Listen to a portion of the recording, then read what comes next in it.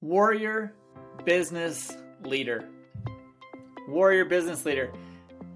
Welcome to today's episode of the Growth and Scaling Podcast. We have got an amazing warrior on our show today who I think will inspire you the way he inspired me. I love our soldiers. I love our warriors. You know, we come from one of the most amazing countries in the history of the world where we have a warrior team that works together, trains together, succeeds together, and has been able to literally stop any destructive force in the world and bring peace and joy to many different parts of the world in a way that no other community has ever done in the history of the world. Thanks to all of our military to start this episode off. I love you, I appreciate you, and I'm so grateful for all the work that you have done to provide an environment where I can be safe and I can grow a business and I can scale the way I want to because of the freedoms that I have. So thank you, first of all, to our soldiers. Today's soldier, today's warrior, is a retired Marine, a veteran Marine who has spent his time serving our country and serving as a firefighter, and then taken the skills that he learned in both of those areas and created a business model where he was able to provide things for that community that made him a lot of money. And he grew and grew and has had an amazing success with his business. And you're going to love to hear his story. Honestly, I get emotional thinking about our soldiers. I get emotional thinking about the people who are willing to lay down their lives for us. And when I hear about them coming back into normal society and having success, it gets me excited. I'm going to promote this episode and promote this person for all the work that he's done in helping other warriors tell their stories and other warriors build their businesses, and for the things that he's got in motion right now to move forward and bringing more success to more soldiers and more warriors in our communities. So if this excites you at all, if you know a warrior who needs to hear a success story, or you know a soldier who needs to hear what it does take to grow and scale with the skills that you learn, this is the episode for them. Share it with them, listen to this episode, and make sure that you turn and high five or give a hug or love the person next to you who has given their time in the military. Thanks so much and enjoy this episode. Welcome to the Growth and Scaling Podcast. This is your host, Todd Westra, and I am so glad you're here today because we are going to interview an amazing founder or executive who is going to share with us their decisions that they made that exploded their growth. So if you need some inspiration, you want to hear how other businesses are doing it, this is the place to be, and we are glad you're here. Enjoy this episode. Hey, welcome back for another episode of the Growth and Scaling Podcast. We are here today with a true hero, with a warrior, an ex-Marine who is going to be on the show with us today to tell us about his growth and scaling journey in his business. I'm going to turn the time over to you, Zach. Tell us who you are and who do you serve in your business? So first of all, I'm not an ex-Marine. There's no ex-Marines. I'm a Marine veteran. I love it. Just always like to catch that. But who do I serve? So much better. When I got out of the Marine Corps, I became a firefighter. And early on in my career as a firefighter, I got lost in the fire, and it was a really scary, horrific experience. I was a volunteer firefighter. My full-time job was at Eli Lilly. I did brand development, marketing, sales, all that kind of stuff. And what we learned was it's not about the features and benefits. It's about the problem you solve. And the problem that I encountered was I got lost in a fire. When it's dark, you can't see your way around. And so what I did is I invented a series of glow-in-the-dark material to help firefighters see each other in the dark. Literally started going out of the trunk of my car and selling the stuff out of the trunk of my car. I would walk up to a fire station and say, "Hey, my name's Zach. I'm a firefighter from Cincinnati. Can we go in the bathroom and turn the lights off together?" And if they didn't beat me up, they usually would buy it. And made about $5,000 over about a 6-month time period. And I am getting to the point of your question here with who I serve. My fire chief sat me down and said, "Zach, you've got something that's going to revolutionize the fire service. Stop treating this as a hobby." So I went to a trade show And in 3 days, I booked $100,000 in sales. The problem was I had no money to buy the raw material. I had no capability to fill it up. My fellow firefighters in the booth with me were like, Zach, this is getting to the point where you can get in a lot of trouble. You got to stop taking these orders. I said, screw you. I'm a Marine. And stop taking the orders. Hell no. I can build the ship when we're still on the ocean. Marines always accomplish their mission. And it was tough. And I did.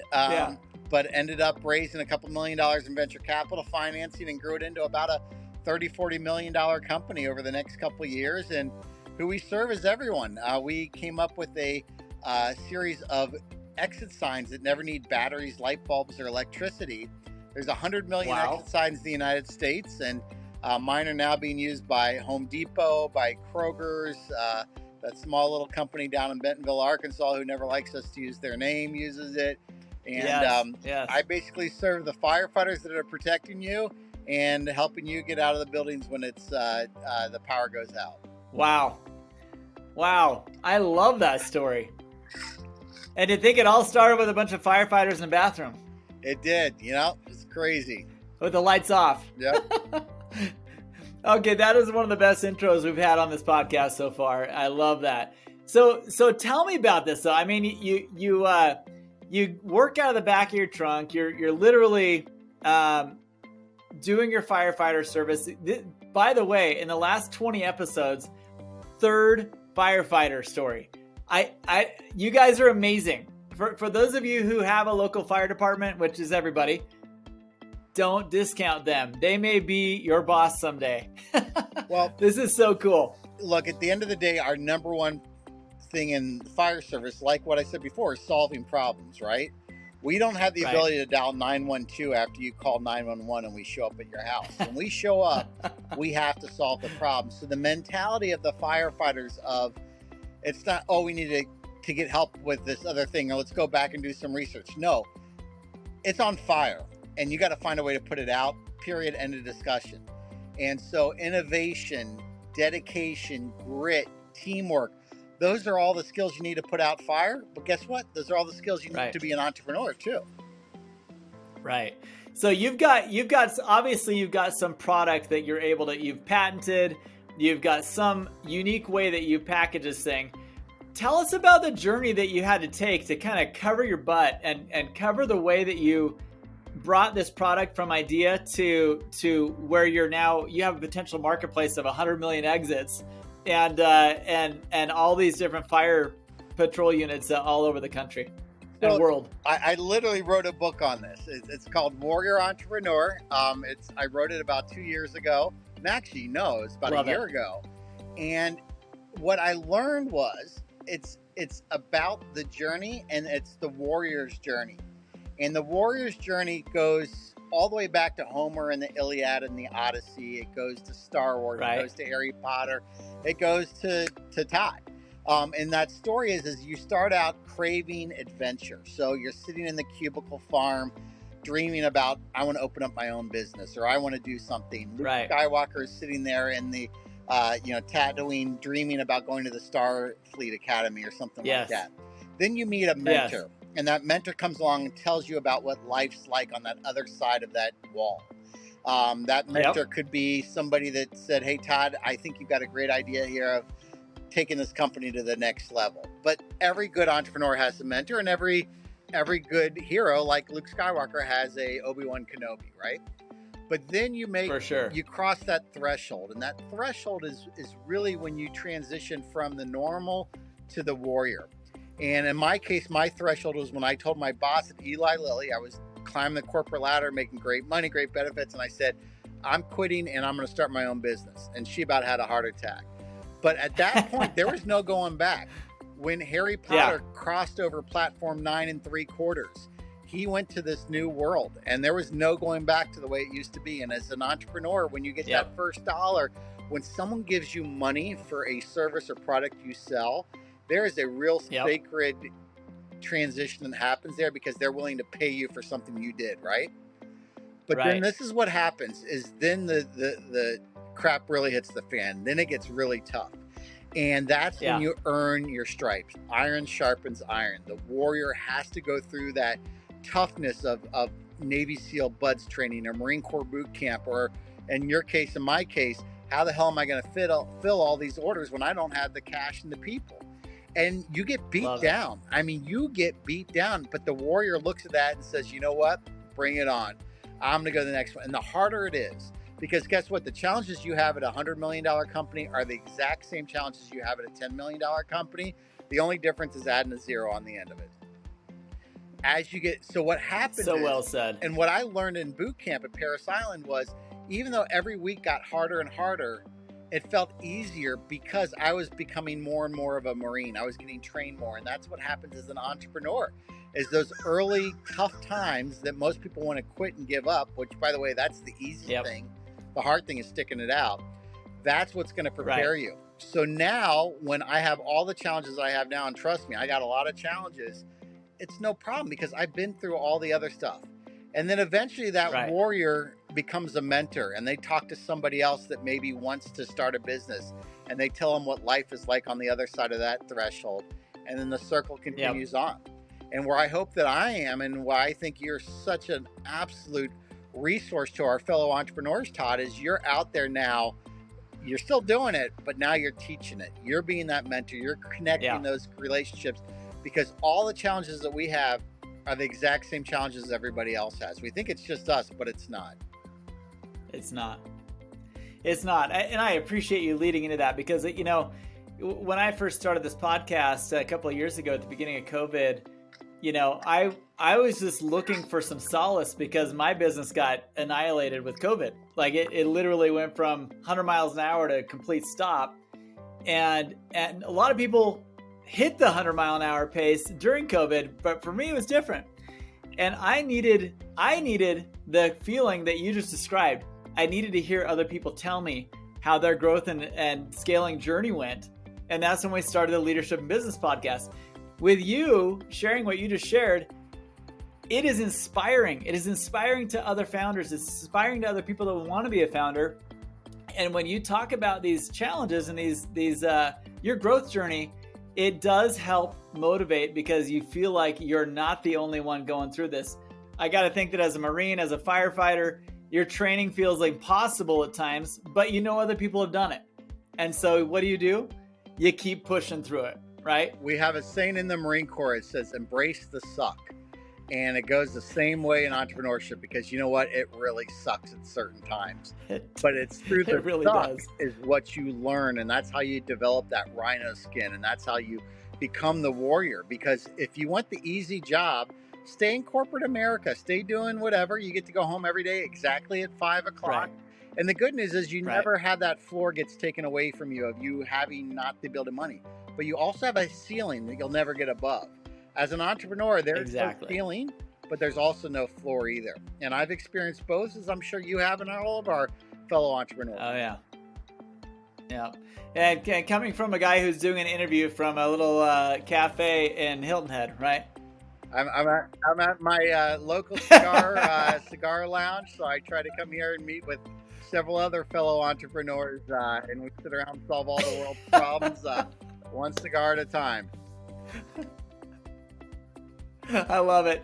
I love it. Now, as you've kind of embraced this warrior mentality and implemented it in different stages of your life, tell me about the growth journey that you took this business through. What was the funnest part of the journey? What would you say is, like, looking back on it, okay, this was by far the most pivotal, like, transitional point in my journey? It was yesterday. I was driving by the scene of a car accident, and I saw a firefighter with my glow-in-the-dark band on. And I'm just like, man, that right there. Now, that for me is why I started. That's my why.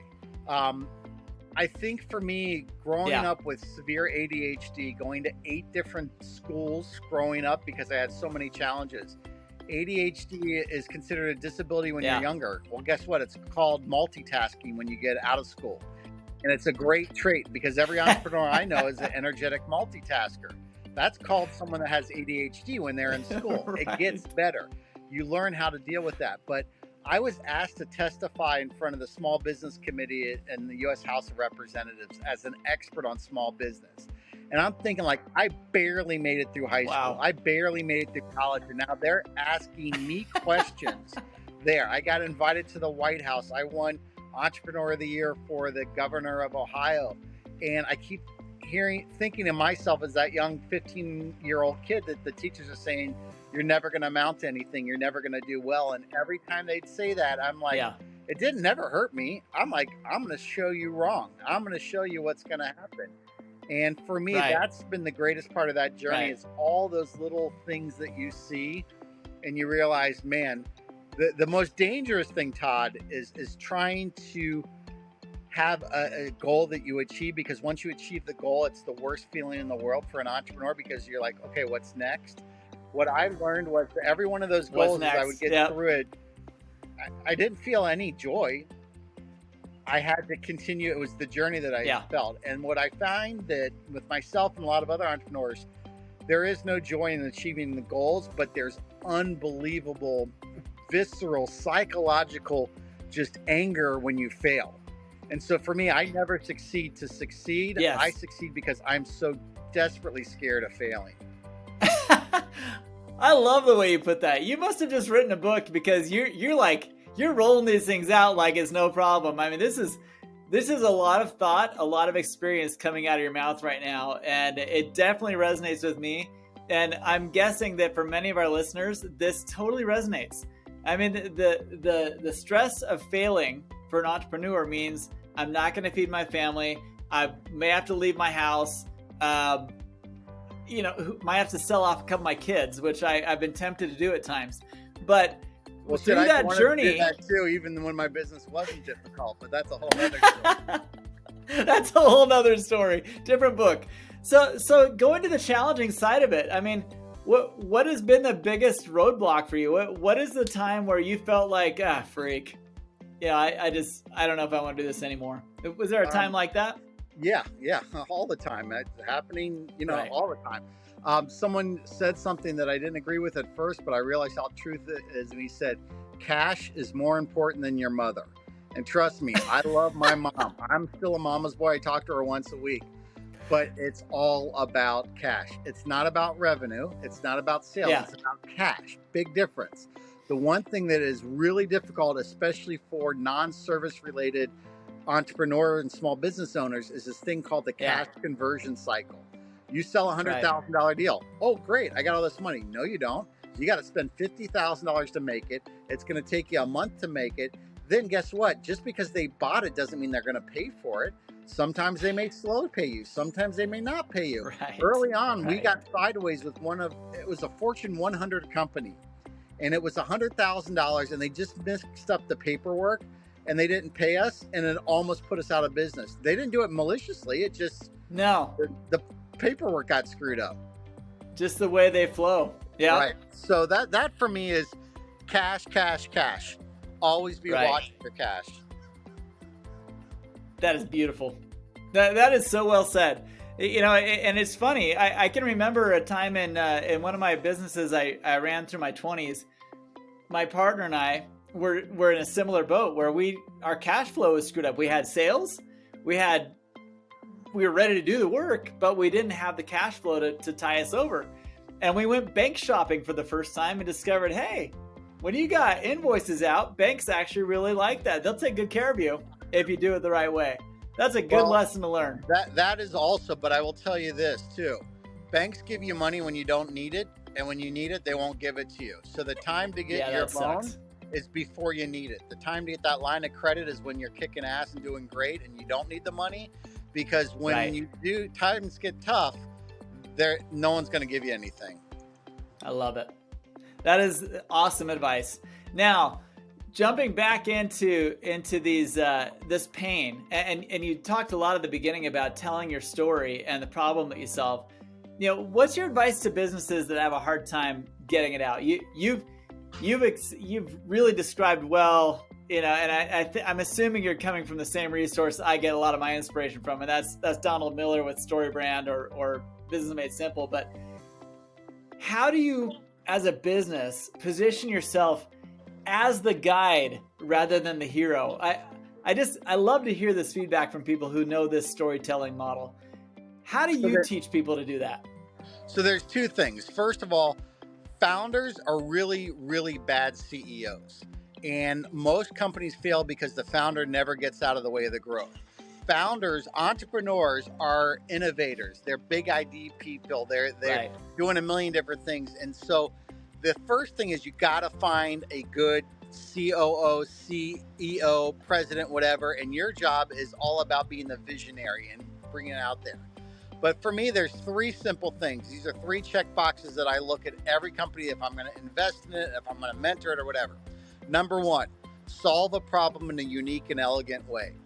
Number two, you have to have an unfair competitive business advantage. Not illegal, not unethical, but it's got to be unfair. We're all a bunch of Davids and we're going up against Goliath. David beat Goliath, not because he was stronger, but the first thing, if you remember back to Sunday school, is Goliath said, "Come to me." So he wanted David to fight him on his terms, and David didn't. He stayed back because he knew that the strength of Goliath was if he got in close. So he knew that his thing was distance, and he used a weapon that was favored for distance, the sling, and he used Goliath's strength as a weakness because that meant he wasn't fast. So that's what I mean by that. So what does that mean for us? It's not patents. Patents are the worst thing an entrepreneur can do because the cost of a patent is not the patent. It's defending the patent, and it'll wipe you out.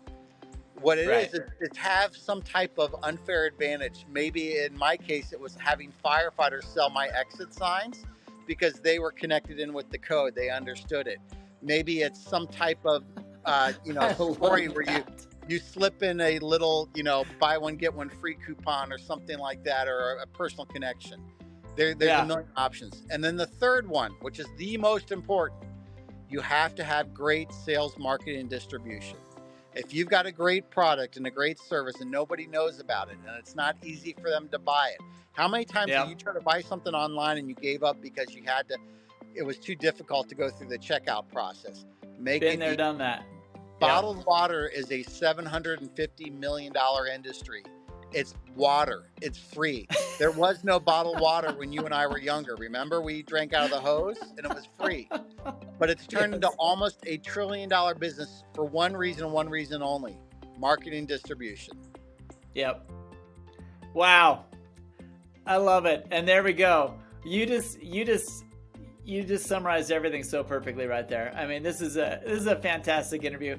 Honestly, I love this. I love this journey that you just took us through. I love the story that you just brought us through. And business owners, if you're listening to this podcast wondering what your next stage of growth looks like, it has to look like this.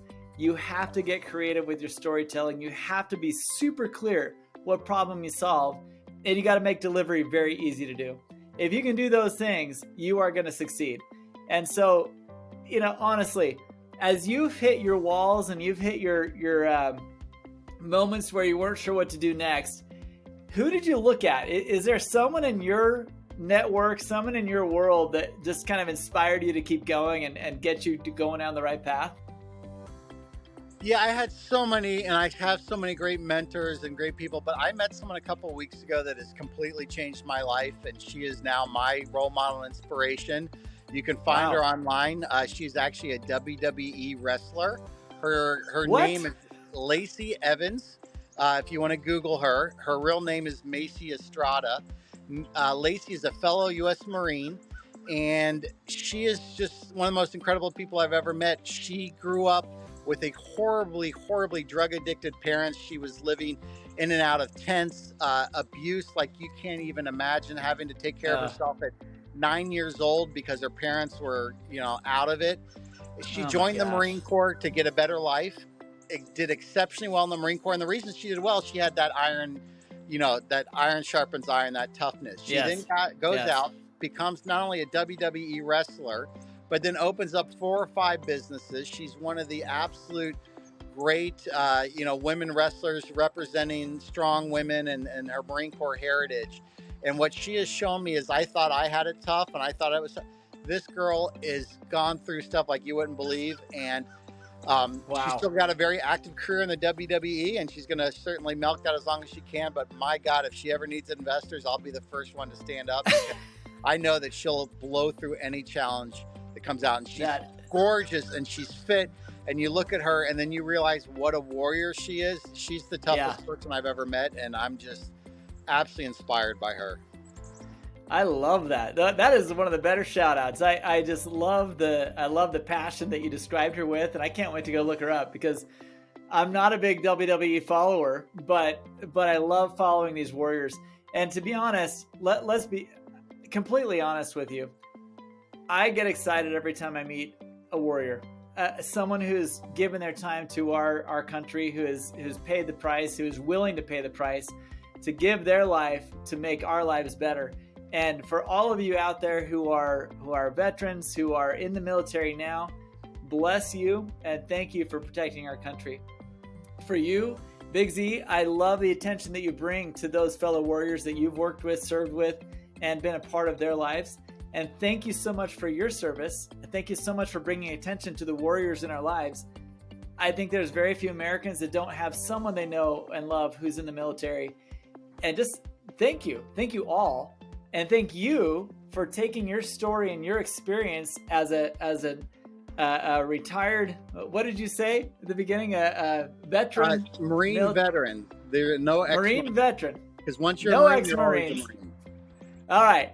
As a Marine veteran who transitioned so well into civilian life and took the warrior mentality and put it into business, his book link is below in the show notes. Make sure you order this book. Support him and his fellow warriors in telling the story of how we can all become warriors in our lives and in our businesses. Awesome. Awesome stuff. Thank you so much for being here today.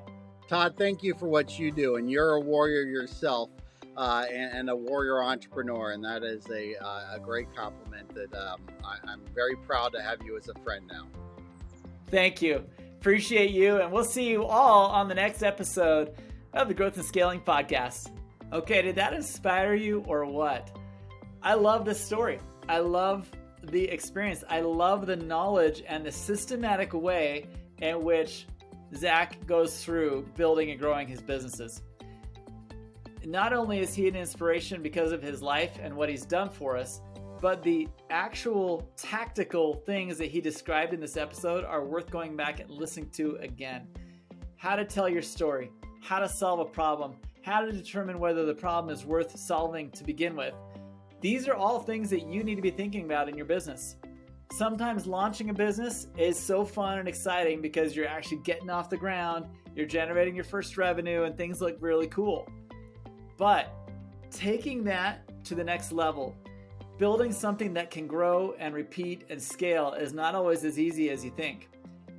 The skills and the tactical way that Zach described what needs to happen in your business are things that are going to help you get to the next level and continue to grow and grow until that exit day comes.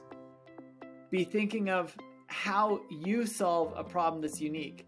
Be thinking of how your problem that's uniquely solved is something that you can hold to yourself and to your business and grow and repeat, and operate it without your founder vision on at all times.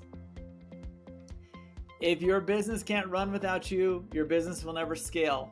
So be thinking of those systems, those processes, and those problems that you want to solve that don't depend on you. With this, share this episode with anyone that you think this could help. Like it, subscribe to our channel, and find other inspiration from other episodes. We're so grateful to have you here, and we're so grateful for our soldiers. And thanks for being a part of the Growth and Scaling Podcast. This has been Todd Westra, and we appreciate you being here.